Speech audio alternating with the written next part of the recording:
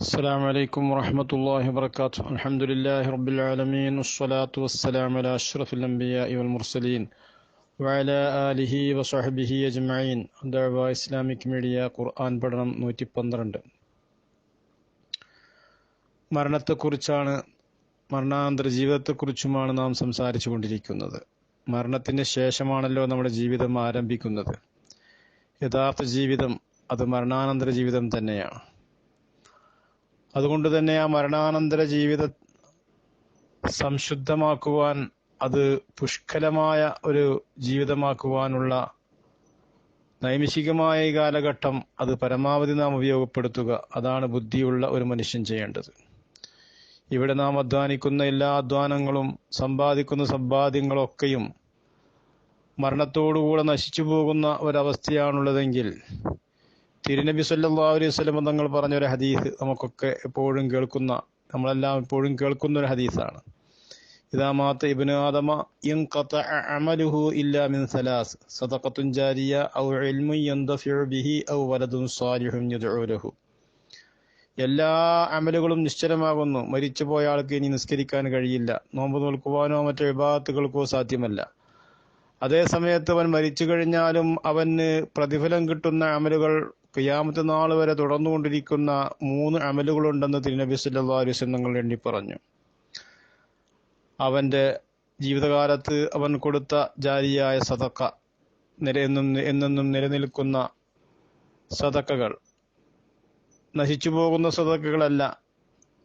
അവൻ വഖഫ് ചെയ്തതോ അല്ലെങ്കിൽ സാധുക്കൾക്ക് വേണ്ടി കുടിവെള്ളം നിർമ്മിച്ചു കൊടുക്കുകയോ അങ്ങനെ തുടങ്ങി നശിക്കാതെ നിലനിൽക്കുന്ന അമലുകൾ, അതിൻ്റെ പ്രതിഫലം അവന് കിട്ടും. അതുപോലെ അവൻ പഠിച്ച വിജ്ഞാനം, അത് അവൻ മരിച്ചാലും അവൻ മണ്ണിന്റെ ചുവട്ടിലായാൽ പോലും അതിന്റെ പ്രതിഫലം അവന്റെ ഖബറിലേക്ക് വന്നുകൊണ്ടിരിക്കുന്നുണ്ട്. മൂന്നാമതായ തിരുനബി സല്ലല്ലാഹു അലൈഹി വസല്ലം തങ്ങൾ പറഞ്ഞത് വലദുൻ സാലിഹുൻ, സാലിഹായ മകൻ. മക്കൾ സാലിഹുകളാവുക, അത് ഈ ഭൂലോകത്ത് മരിക്കുന്നതിന് മുമ്പ് നാം സമ്പാദിച്ചെടുക്കേണ്ടുന്ന വലിയൊരു സമ്പാദ്യമാണ്. തിരുനബി സല്ലല്ലാഹു അലൈഹി വസല്ലം തങ്ങൾ പറഞ്ഞ ഹദീസ്, ഒരു മനുഷ്യൻ മരണപ്പെട്ടു കഴിഞ്ഞാലും അവന്റെ അമലുകൾ മുറിയുന്നില്ല. അവൻ നിസ്കരിച്ചു കൊണ്ടിരിക്കുന്ന പോലെ, അല്ലെങ്കിൽ അവൻ നോമ്പ് നോറ്റിക്കൊണ്ടിരിക്കുന്നത് പോലെ, അല്ലെങ്കിൽ അവൻ സക്കാത്തും ഹജ്ജും ഒക്കെ ചെയ്തുകൊണ്ടിരിക്കുന്നത് പോലെയുള്ള ഒരവസ്ഥ ഖബറിൽ അവൻ അനുഭവിക്കുകയാണ്. അതേസമയം മക്കൾ സ്വാലിഹീങ്ങളല്ലാതെ ദുർമാർഗികളായി മാറിയാലോ അവന് ആ സൗഭാഗ്യം കിട്ടുകയുമില്ല. ഒരു സംഭവം നോക്കൂ. ബഹുമാനപ്പെട്ട ജലാലുദ്ദീൻ സുയൂത്തി റഹ്മഹുല്ലാ അദ്ദേഹത്തിന്റെ അൽ ജന്ന വൻ നാർ ഫഖദത്തുൽ ഔലാദ് എന്ന കിതാബിൽ പറഞ്ഞ ഒരു വിവരണം. യുഹ്ക അൻ അബീ ഖലാബ അന്നഹു റഅ ഫിൽ മനാമി കാന ജുബാനതൻ ഖദിൻ ശഖത്ത് ഖുബൂറുഹാ. അബൂ ഖലാബ എന്ന് പറയുന്ന മഹാൻ വലിയ ഒരു ഹദീസ് പണ്ഡിതനാണ്. അദ്ദേഹം കാണുകയാണ് സ്വപ്നത്തിൽ. എന്താണ് കാണുന്നത്? കാന്ന ജുബാനത്തൻ കദിൻ ഷഖത്ത് ഖുബൂറുഹ. ഒരു ഖബർസ്ഥാനിലെ ഖബറുകളൊക്കെ ഇങ്ങനെ പൊട്ടി പിളർന്നിട്ടുണ്ട്. എന്നിട്ടോ വഹറജത്ത് അംവാതുഹ വജലസു ഇൻദ ഖുബൂരിഹിം. ആ മറമാടിയ ആളുകളൊക്കെ ഖബറിൽ നിന്ന് എഴുന്നേറ്റ് വന്നിട്ടുമുണ്ട്. വകഅന്ന ബിഐദി കുല്ലി മിൻഹും തബഖും മിൻ നൂർ. അവിടെ കൂടിയിരിക്കുന്ന ഓരോരുത്തരുടെ കൈകളിലും പ്രകാശിക്കുന്ന ഒരു തളികകൾ കാണുന്ന അദ്ദേഹം. സുമ്മ ഇന്നഹു നളറ ഫറഅ ബൈനഹും റജുലൻ ലൈസ മഅഹു മിനൻ നൂരി ശൈഉൻ. ആ കൂടിയിരിക്കുന്ന ആളുകളുടെ ഇടയിൽ ഒരു മനുഷ്യൻ, അയാൾക്ക് ഒരു പ്രകാശമുള്ള ഒരു പാത്രവും അയാൾ കൈവശം കാണുന്നില്ല. ഫഖാല ലഹു, അദ്ദേഹത്തോട് ചോദിച്ചു, മാ ലീ ലാ അറാ മിൻ ഹാദൻ നൂർ. ഇവരുടെ കയ്യിലുകളൊക്കെ പ്രകാശിക്കുന്ന പാത്രങ്ങളുണ്ടല്ലോ, നിങ്ങളുടെ കയ്യിൽ എന്താ അത് കാണാത്തത്? ഫഖാല ഇന്ന തിൽക്കൽ അംവാതു ലഹും ഔലാദും യതസദ്ദഖൂന ലിഅജ്ലിഹിം ഫബഅസല്ലാഹു ഇലൈഹിം ഹാദൻ നൂറ. ഇവർക്കൊക്കെയും മക്കളുണ്ട്.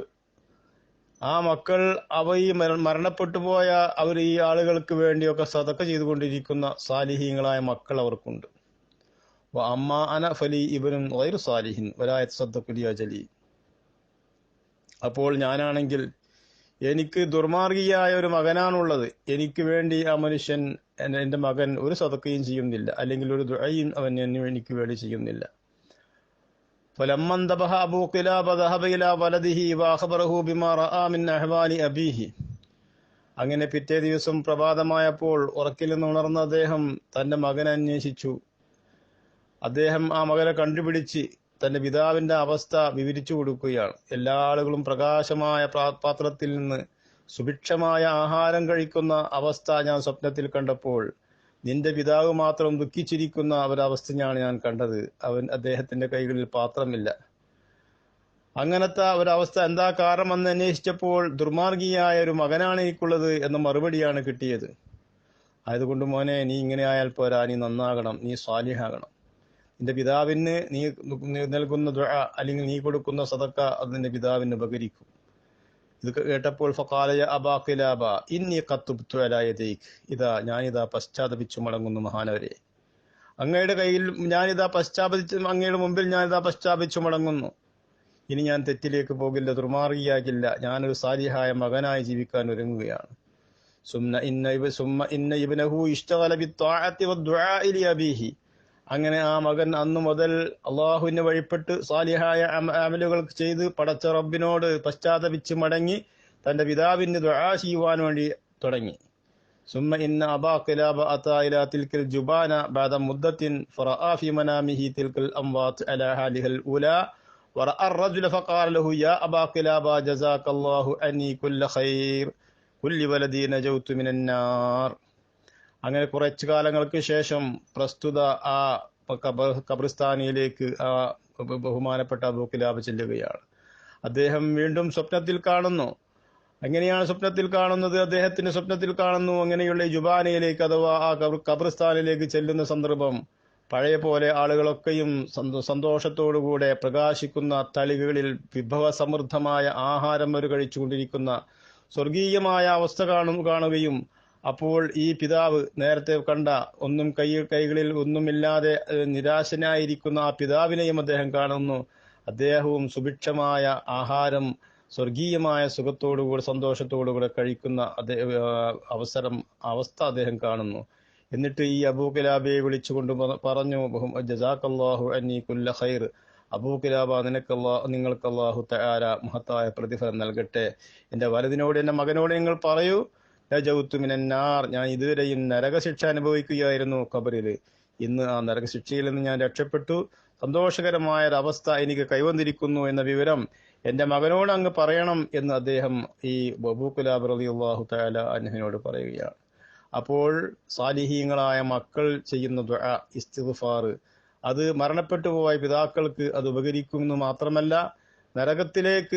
നരകശിക്ഷ അനുഭവിച്ചു കൊണ്ടിരിക്കുന്ന അല്ലെങ്കിൽ ഖബറിന്റെ അദാബ് അനുഭവിച്ചു കൊണ്ടിരിക്കുന്ന ആളുകൾ മക്കളുടെ ദുആ നിമിത്തം സ്വർഗീയമായ സുഖം സന്തോഷവും അവർ ആസ്വദിക്കുന്നതാണെന്ന് തിരുനബി സല്ലല്ലാഹു അലൈഹി വസല്ലം പറയുകയാണ്. അബൂ ഹുറൈറ റളിയല്ലാഹു അൻഹു റിപ്പോർട്ട് ചെയ്യുന്ന ഹദീസിൽ കാണാം, തിരുനബി സല്ലല്ലാഹു അലൈഹി വസല്ലം പറയുകയാണ്, ഇന്ന الرجل لترفع درجته في الجنة فيقول أنى لي هذا فيقول باستغفار ولدك لك.